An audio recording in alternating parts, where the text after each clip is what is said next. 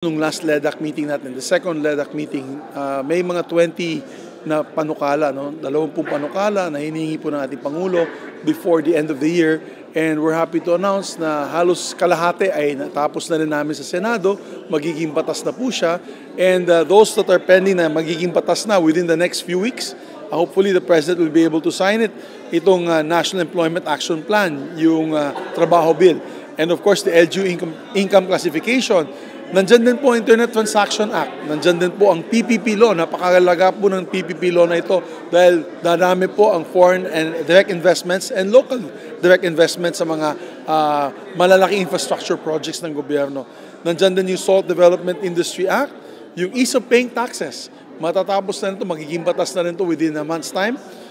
Yung Real Property Valuation Assessment Reform Act, malapit na rin tumatapos. Yung Magna Carta for Seafarers. Sa dami po nating OFWs na seafarers, matutuwa po sila dito at magiging batas na po ito.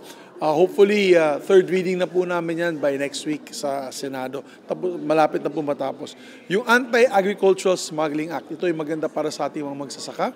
Tinake up po natin yan. Yung Presidente nagsalita ng matagal tungkol dito dahil alam mo, nasa puso po ng ating Presidente ang ating mga magsasaka, no? Ang mga concerns at needs ng ating mga magsasaka.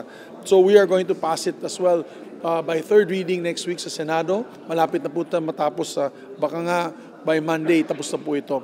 And we have other measures like the waste to energy bill, may yung of course yung amendments to the Banking Act, to the Bank Secrecy Law, at marami pa pong iba. We will pass this at the soonest possible time.